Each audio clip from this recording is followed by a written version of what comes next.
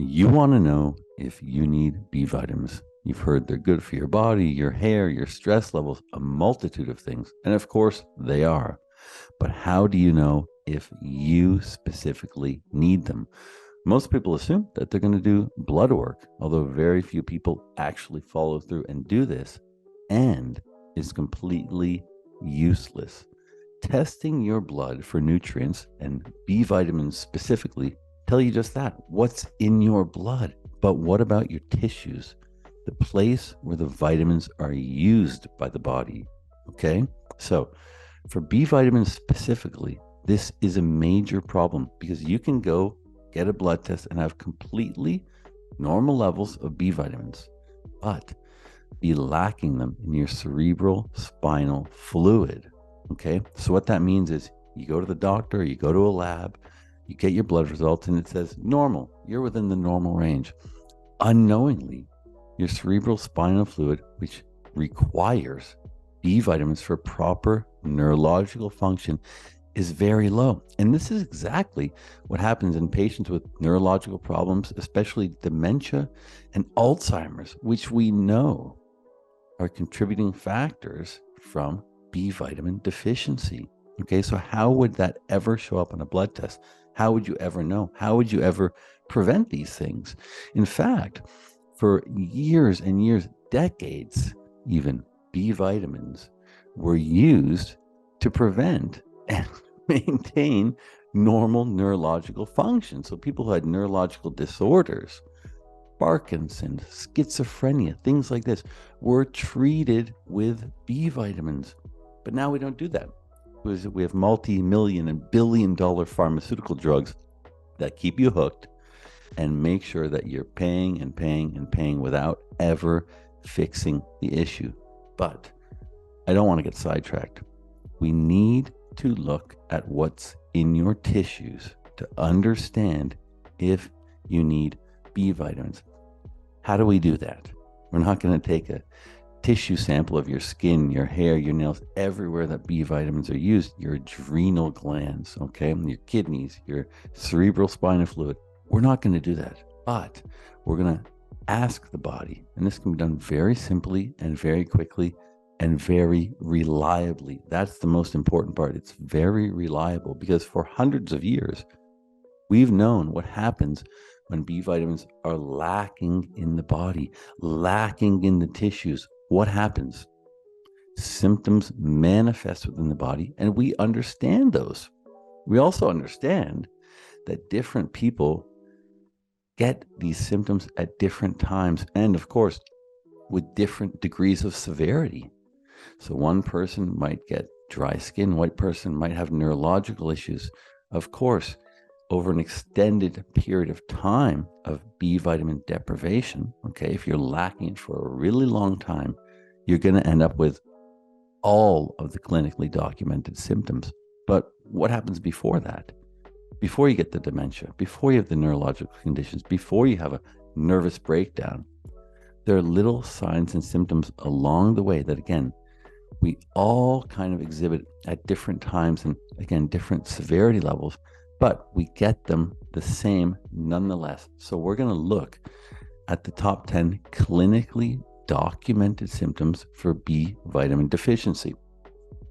It might also be important to say that there are many B vitamins. We can go over them all individually, but what I found in practice is that if you treat them as a whole B complex, we're going to kind of fill in those gaps regardless of which one, two, or three that you might need, because a lot of the signs and symptoms also overlap. So it's better to just group the B vitamins together. And if you find that you're lacking, well, you take a B complex and you kind of fill the gaps for all of them. So it's a little bit of a safer and easier, kind of foolproof way to do that. So let's look at the 10 clinically documented symptoms of B vitamin deficiency. Those 10 are: number 1, acne; number 2, anemia; number 3, constipation; number 4, GI or gastrointestinal disturbances. That can be gas, bloating, belching, things like that. Number 5 is fatigue. Number 6, dry hair that falls out. Okay, if you're losing your hair, if your hair is really dry, it's lacking its luster. Number 7, insomnia. I know this is very common, and yes, this is a B vitamin deficiency. Number 8, we have dry, flaky skin. Number 9, increased cholesterol levels. That can be HDL or LDL. If they are increased, this is a symptom of B vitamin deficiency. And last but not least, the one everybody knows and a lot of people do attribute to B vitamin deficiency, low energy or fatigue. So what we want to make clear is that if you're suffering from 3 or more of these symptoms, it would be reasonable to increase your B vitamin consumption, whether that's through vitamin B rich foods or through a supplement.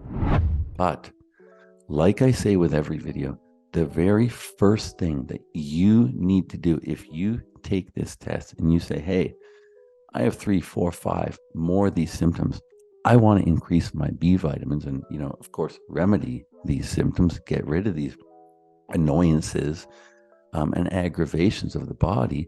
And you want to increase your B vitamins because, again, you want to be healthy. You want to have normal levels in your tissues. The first thing you have to do is eliminate antagonistic substances. There are substances that you're consuming, breathing, things you're doing that are causing B vitamins to be eliminated from the body quickly or inhibited. The absorption is not going to be the same. So imagine, hey, I know I need B vitamins, so I'm going to take them. And then you're also doing something else that's completely wasting them. So the first step is always to eliminate the antagonistic substances. I'm going to list those for you so you know what they are. The antagonistic substances to look out for B vitamins are alcohol, birth control pills, coffee, diuretics, infections. Okay, so they're not always just things you're consuming, but other symptoms and things that happen within the body.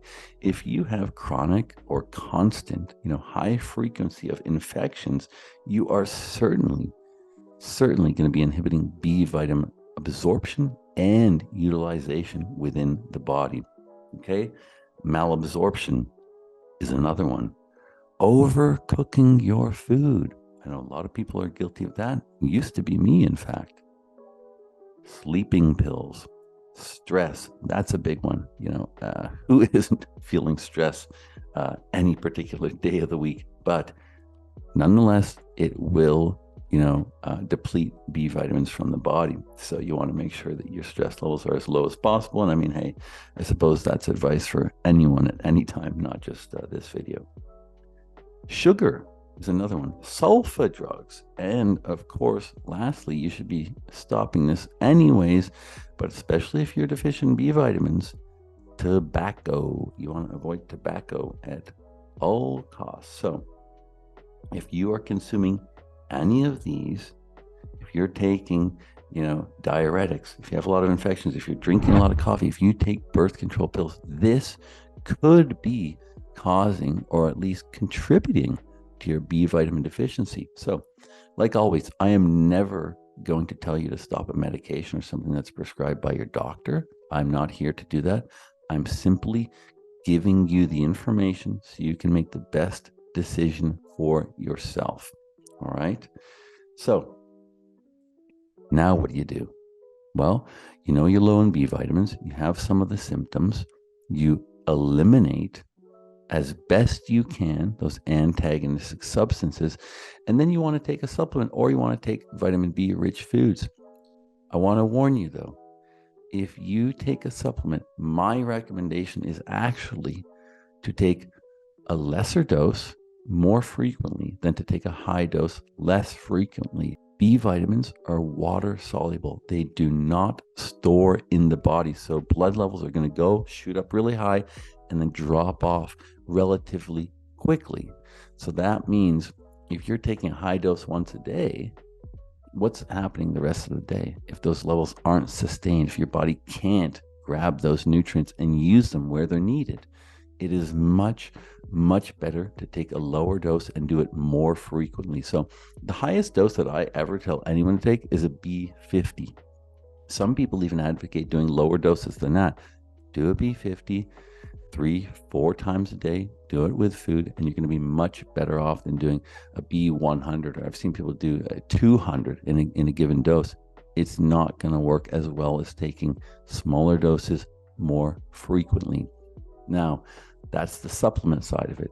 If you want to just eat B vitamin rich foods, even better, because then it's going to come with other cofactors and things that help the body, not just the B vitamins. So I will list the foods that are highest in B vitamins, and you can certainly use that route if you want to.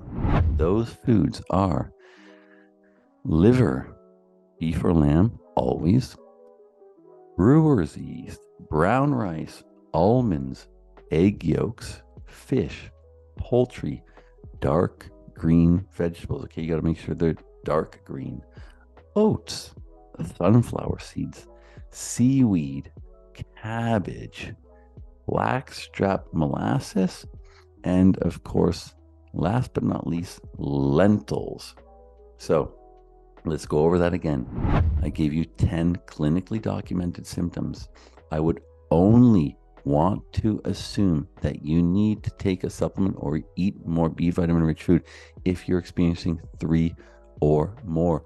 Of course, if you just have one of those symptoms, that can easily be attributed to something else, to environmental toxins, to allergies, to another nutrient deficiency, to taking a prescription drug. Okay, so you want to make sure you have 3 or more for this test to be reliable and for you to consistently do this. Because let's assume for a minute that you have 6 of these symptoms. You increase your B vitamins, you retest yourself 4 weeks, 6 weeks from now, and you only have 3 symptoms. You keep taking them, then you only have 2 symptoms. Then obviously you're doing the right thing. Okay, so 3 symptoms minimum. Eliminate the antagonistic substances. And if you're going to take a supplement to increase your B vitamin levels, make sure it's a B50 or less and take it more frequently throughout the day. I hope this helps you. Come back for more videos. Check my channel for any of the other nutrient deficiencies and how to know if you're lacking that particular vitamin or mineral. And as always, have a wonderful day.